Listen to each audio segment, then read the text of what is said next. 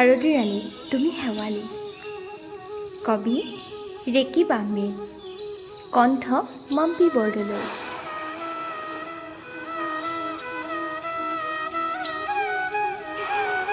শেৱালী তুমি জানো শৰতৰ সুগন্ধি ৰাণী নহয়?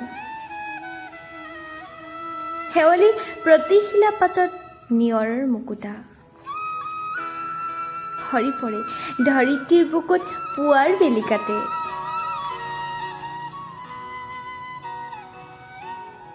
ৰ'দ কাছলি তোমাৰে শ্যামলী, শৰতৰ বৰষত তোমাৰ হাঁহি।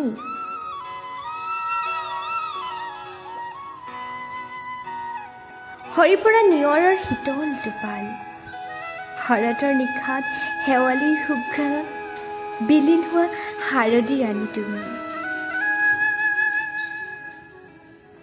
তুমি শৰতৰ শাৰদী ৰাণী, পুৱাৰ ৰ'দৰ চিটিকনি, সৰি পৰা নিয়ৰৰ টোপালবোৰত সূৰ্যৰ কিৰণে মুকুতাৰ মালা গাঁঠি অ'।